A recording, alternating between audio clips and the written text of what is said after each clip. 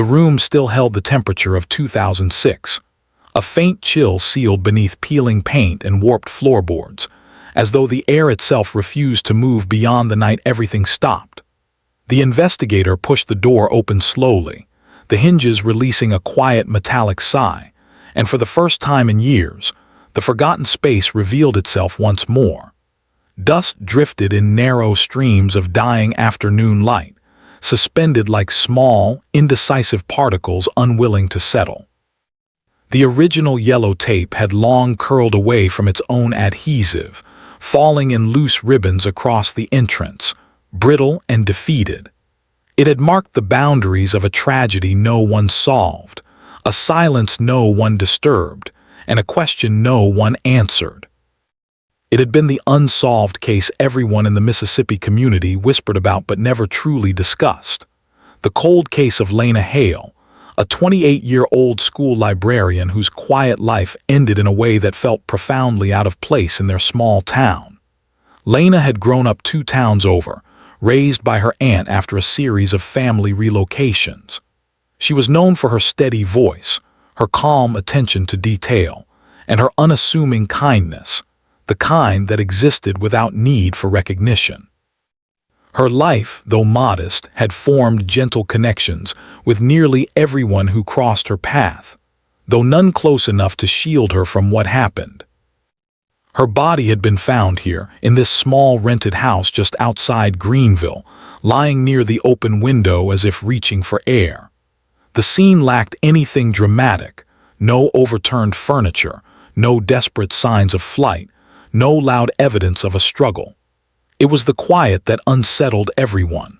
The case had been investigated, then reinvestigated, then quietly filed away when every lead softened into uncertainty.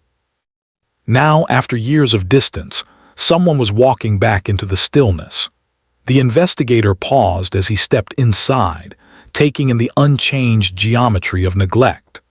The smell, that mixture of old wood, trapped humidity and archival dust, wrapped around him in a way that made memory uncomfortably present. The air carried an almost ceremonial stillness, as though the house had been waiting. He stood in the center of the room, listening. Houses did not speak, but this one seemed capable of suggesting things, hinting at what had once passed through it. He had walked into dozens of cold scenes before, each one emptied of urgency and noise, but this one felt different, heavier, as if holding onto an unfinished sentence. He knelt near the spot where Lena had been found. The floor had faint discoloration that only time and repeated cleaning attempts could create. The file had documented every angle, the way her hand rested near the windowsill, the way her hair spread out like an ink stain, the expression that could not quite be interpreted.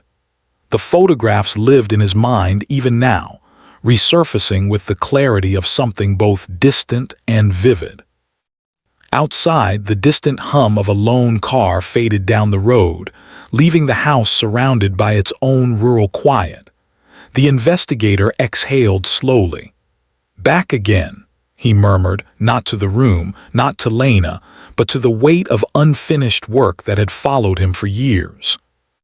There had been mistakes in the original inquiry, not out of negligence, but out of the limitations of that time. Resources stretched thin, technology still developing, and leads that dissolved faster than they could be pursued. He remembered the frustration of that winter, the sleepless nights, the long conversations with colleagues, the unanswered calls to potential witnesses who insisted they remembered nothing useful. He also remembered the guilt, the feeling of leaving something undone, leaving someone unseen. Lena Hale had not been a figure of notoriety. She had been a quiet presence in a quiet town, and sometimes those were the ones silently buried beneath the momentum of more urgent cases. He brushed dust from the edge of the old windowsill. The view outside was ordinary, an overgrown field, the remnants of a fence, the same pattern of trees swaying in the faint wind. Everything looked unchanged, as if time had kept this place sealed for him to return. He examined the old lock, the loose latch, the small crack in the glass that had been noted but never given significance. He imagined the night Lena lost her life. The low lamplight, the quiet turn of a page, perhaps a cup of tea cooling on a nearby table. A normal moment interrupted by something precise and efficient. No chaos, no outburst, just a silence that became permanent. He stood finally, dusting off his hands. The house had kept its secrets for nearly 2 decades, but something lingered. A faint sense that details remained embedded in its aging corners, waiting for someone patient enough to look again. The investigator stepped back toward the doorway, glancing over his shoulder one last time before closing the scene behind him. The case, though cold, had never fully disappeared. It had simply waited. The call had come unexpectedly, a quiet ring cutting through an otherwise unremarkable morning. The investigator listened as the voice on the other end explained the situation with a composed urgency.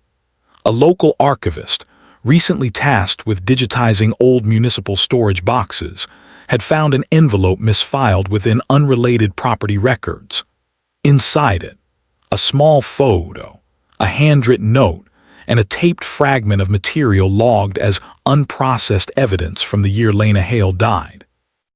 The term unprocessed evidence had a way of freezing the investigator's breath. It meant something had been collected but not cataloged. It meant something had slipped through procedural cracks.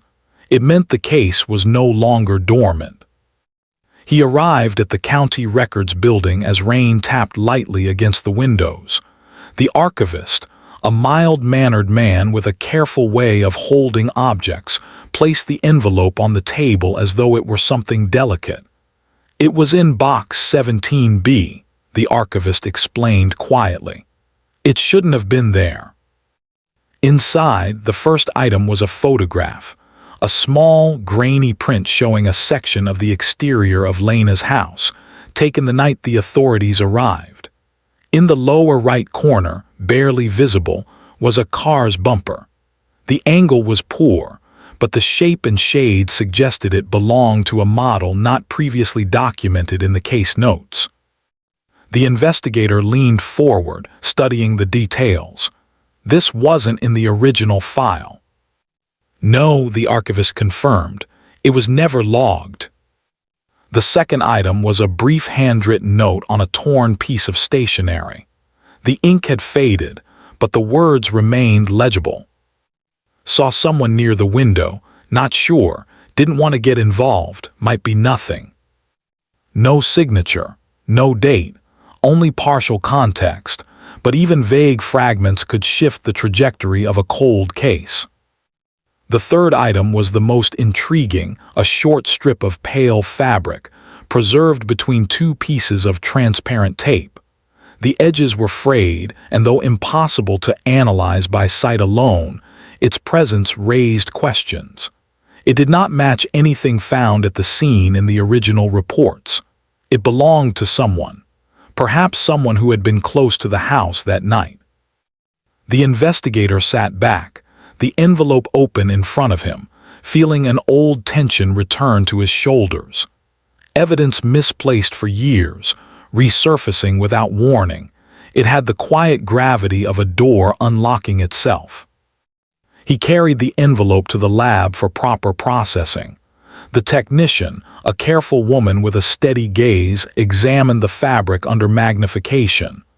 "This looks like it came from a sleeve," she said softly, "not from the victim's clothing, and the weave is distinct. We might match this." The investigator nodded. "Check everything, even if it's degraded." "You expecting anything particular?" He hesitated. "No, just accuracy." The technician gave a small, understanding nod. By afternoon, the district office formally reopened the case, citing new evidence requiring immediate reevaluation. It drew the quiet attention of the community, though no public announcement had been made. Word traveled in small towns not through speech, but through awareness. The investigator returned home late that night, sitting in the dim light of his kitchen. He placed the photocopy of the note on the table, tracing the uneven handwriting with his eyes. Anonymous tips often hid more fear than truth, yet this one had been intentionally tucked away for reasons unknown. He replayed the possibilities: a witness too uncertain to step forward, an officer overwhelmed with files who placed it aside, a clerical mishandling during transfer. The reasons did not matter as much as the fact that it existed now, and it shifted everything. He thought of Lena Hale again, the way her life had been recorded in soft, factual lines. Her routines, her personal notes in library logs, the reserved smile she offered in photographs. Nothing in her history suggested she kept dangerous company. Nothing suggested she carried hidden conflicts. Yet something had brought someone to her window that night. The investigator exhaled slowly, the room quiet except for the hum of the refrigerator. He could feel the case reassembling itself in fragments: the photograph, the note, the unexplained fabric. Each piece small, each piece capable of destabilizing long-held assumptions. The reopening of the case did not feel triumphant. It felt like being pulled back into a quiet corridor left for too long. The old files spread across the desk like a map of forgotten intentions. Pages yellowed at the edges, photographs printed on outdated paper stock, interview transcripts typed in uneven formatting, all reminders of an investigation conducted under the limitations of its time. The investigator adjusted the lamp until its focused beam cut across the documents, creating narrow corridors of light and shadow. He began where he always did, the timeline. The night of November 14th, 2006. Approximate time of death placed within a 3-hour window. Weather mild. No recorded disturbances. No reported visitors. He read the note slowly, resisting the urge to skim. Skimming was how details dissolved. Lena had been last seen leaving the library at 5:18 p.m. Her colleague, a soft-spoken assistant named, had provided a brief statement describing Lena's usual pattern: walk home, prepare a simple meal, read for an hour, sleep early. She lived quietly, had said, repeating the phrase 3 times during the interview, likely out of uncertainty rather than emphasis. The investigator marked the phrase in his notebook. A quiet life often gave the illusion of safety. He moved to the crime scene photographs. Most were familiar, their positions burned into his memory, but he forced himself to examine each one again. The placement of objects, the angle of the curtains, the small gaps between furniture, the light switch left in the off position. Details that once felt insignificant might shift now, in context with new evidence. He paused at the photograph showing the window, the same window where Lena had been found nearby. The latch had been documented as loose, though not broken. He removed a magnifying glass from the drawer and leaned closer. The wood surrounding the latch had a small indentation, faint but visible, as though something had pressed against it repeatedly. How had this been overlooked? Not overlooked, simply unremarkable at the time. He moved next to the witness statements. Most offered little more than routine observations. Lena kept to herself. She was polite. She borrowed books more often than she lent them. She attended community events but spoke rarely. Her relationships were cordial but not deep. She had no known disputes. But one statement drew him in again. A brief interview with a local handyman named. His words had been transcribed with irritating inconsistency, the recorder likely malfunctioning. Saw her porch light flicker that week. It could be nothing. Thought someone was fixing something. Didn't see them clearly. At the time, the comment had been dismissed. Flickering lights in older houses were common. But combined with the newly discovered note, suggesting someone near the window, the remark felt different. The investigator wrote, "Porch activity previously dismissed. Reassess." He turned to the section labeled Community Inquiries. There, buried between scheduling notes and follow-up plans, was a brief mention of a complaint lodged by a neighbor 2 weeks before Lena's death. Unfamiliar vehicle parked near property line at night. No plate number. No identifying details. No action taken. He closed his eyes for a moment, not from frustration, from concentration. The human mind often worked backward under pressure, assembling patterns after they appeared. He reopened them and studied the note again. An unfamiliar vehicle. A photograph showing a bumper not listed in the original reports. A fabric fragment that didn't match anything inside the house. These elements did not prove anything, but they aligned subtly, logically, without coincidence. He shifted to Lena's personal file. Employment records, library inventory logs, her membership in a small historical reading group, her medical checkups, her rental agreements. He ran his finger along the column noting visitor records at the library. One name appeared more frequently than others, a colleague from another department, someone who had attended the same community college as Lena years earlier. The investigator marked the name, not because it suggested guilt, but because repetition mattered. He then opened Lena's correspondence, a series of emails printed from an old backup. Most were mundane, discussing shifts at work or scheduling changes. But one message, sent 3 months before her death, lingered with a quiet tension. "I'm not comfortable with the situation. I'd like this to stop. Please don't come by unannounced." There was no response on record. No sender identified in the report. Why had this not been prioritized? The investigator inhaled deeply, letting the weight of the overlooked detail settle. He circled the printout. The phrasing was firm but not dramatic, a boundary, not a plea. It pointed not to fear but to discomfort, and discomfort often preceded conflict. He leaned back in his chair, the room silent except for the subtle ticking of an old wall clock. Outside the window, the light was shifting toward dusk, leaving the edges of the documents in soft gray. He whispered almost involuntarily, "What did we miss, Lena?" There was no answer, only the steady hum of a case once abandoned now gathering shape. He organized his notes methodically, creating a new sequence of leads.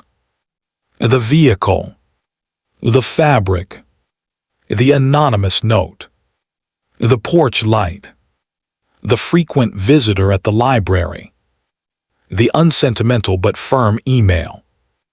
Each detail was small, none dramatic, but logic thrived in small things, the kind of quiet elements that built themselves into truth. The investigator closed the file gently. The past was no longer inert, it was moving again. The reassembled case file formed a thin yet persistent pressure beneath the investigator's hands. Every detail he had uncovered pointed not toward one person, but toward several individuals who had floated at the edges of the original investigation, mentioned briefly, questioned lightly, then allowed to fade. None were suspicious enough to pursue back then. But now, with the new evidence tightening the frame, each name demanded another look. He began with the one who appeared most frequently in Lena's logs, a fellow librarian from a neighboring department, had worked with Lena for nearly 4 years, often exchanging materials between branches. His statements from 2006 had been concise and unremarkable. He had said Lena was reliable, quiet, a bit distant but kind. He also mentioned he sometimes walked her home after late shifts, a detail later contradicted by 2 who insisted Lena preferred walking alone. When re-examined, inconsistencies softened but did not disappear. alibi on the night of the incident placed him at a friend's small gathering across town. The guests his presence, though not continuously. A 2-hour gap remained unaccounted for, attributed to him stepping out for some air. The phrasing struck the investigator as too open, too vague. Had no known conflict with Lena, but familiarity did not exclude complexity. His name stayed underlined in the notebook. The second individual was the handyman with the remark about the flickering porch light. His statement had been brief because, at the time, he seemed peripheral, a man with loose observations and a tendency to hedge his own words. When the investigator revisited his file, he noticed that lived only a quarter mile from Lena's house back then. Convenience alone meant little, but proximity folded him into relevance.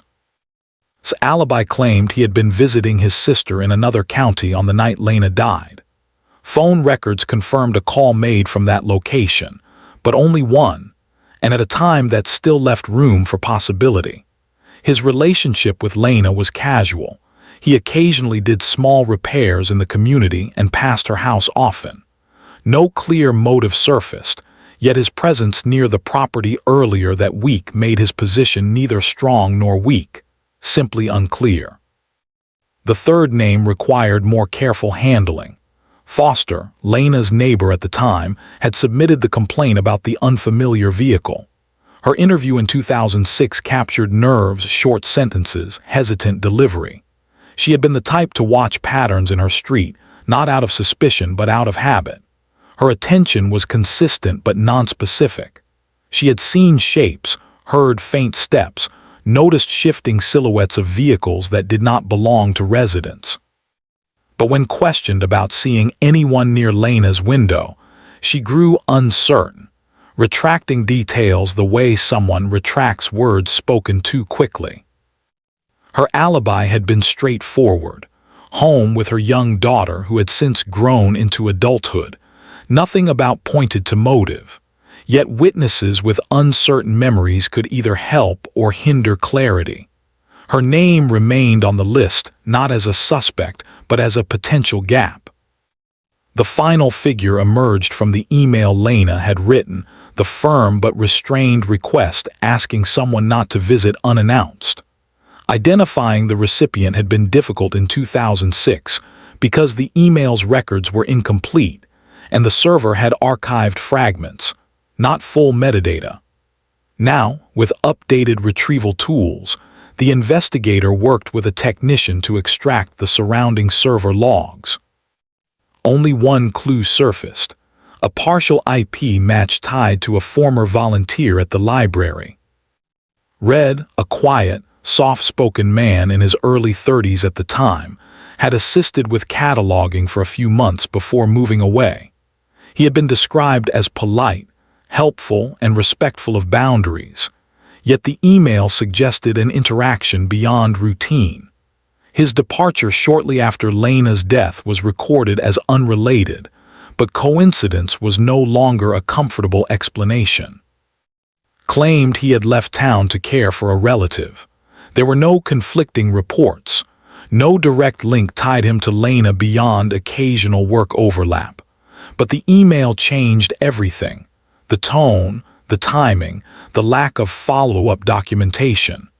It suggested discomfort, the sort that did not escalate publicly but lingered privately. The investigator laid out the names on the desk, writing brief notes beside each. Inconsistent timeline. Familiarity with victim. Possible unrecorded visits. Proximity. Vague recollections. Uncertain travel timeline. Witness not suspect. Memory reliability uncertain. Email concern. Quiet departure. Prior involvement. Each figure stood in subtle contrast with the others. None showed overt hostility. None carried dramatic histories. Instead, each possessed quiet threads, small motives, inadvertent access points, or moments that now felt less harmless than before. The investigator stepped back, studying the arrangement. He listened to the faint hum of the overhead lights, the distant shuffle of offices settling for the evening. The cases that troubled him most were those built on quiet personalities, not outbursts, not rivalries, but quiet crossings of boundaries that never made enough noise to be noticed. He felt again the weight of the house he had revisited, the windowsill with its faint marks, the envelope with its anonymous note. Everything led back to subtlety. He gathered the files, folded them into a clean stack, and prepared for the next step, examining contradictions rather than motives. Motives could be hidden, actions could not. The suspects existed not as villains, but as shadows passing through the same timeline. And shadows, when layered, created shape. The investigation moved with deliberate pace, a slow excavation rather than a chase. Every lead needed patience. Every clue required careful space to reveal itself. The investigator worked through the night, sorting patterns not by drama but by quiet friction, the kind that formed beneath everyday routines. He began with the photograph found in the misplaced envelope. The partial bumper, barely discernible, belonged to a model manufactured only between 2004 and 2005. That narrowed the field. Reviewing prior records, he found only one individual tied to such a vehicle during that period. He had owned a pale gray sedan that matched the shape. The original report had described his car as being non-functional that month, but no documentation supported the claim. It had been his own verbal statement. The investigator wrote quietly, "Car condition, verify independently." Next, he examined the anonymous note again. The handwriting was unfamiliar, but the wording carried a hesitant tone, the kind used by someone who wanted to speak without being seen, someone who feared implication, someone who noticed something but questioned the importance of their own observation. He compared the phrasing to statements in the old file, often used the phrase "not sure," "might be nothing," in her recorded interactions.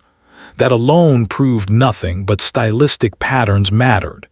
He added a small mark beside her name, not suspicion, but linguistic overlap. He then returned to the fabric fragment. The lab's early analysis suggested the sleeve came from a work shirt commonly used in maintenance roles, though not exclusively. The technician mentioned the weave was durable, often favored by those working jobs that required frequent physical movement, similar to the clothing often wore, but had not reported any torn clothing, nor had anyone described him wearing damaged attire in 2006. Still, the investigator did not allow assumption to guide him. The piece could belong to anyone with similar habits or employment. He moved next to the email. The firm wording still echoed with subtle discomfort. The newly obtained metadata placed the email's intended recipient in a location near its documented address at the time. The investigator felt a slow shift, one of those quiet realizations where tension settled rather than spiked. He revisited notes from Lena's colleagues. One passage from stood out more now than before. Lena didn't like unexpected company. She liked structure. She liked knowing who would be where. Not everyone understood that kind of boundary. Some mistook it for distance. The investigator reviewed volunteer records. He worked close to her station. He had asked several questions about cataloging procedures that required entering her workspace. He had also assisted her during a project involving reorganization of old archives, the type of work requiring close proximity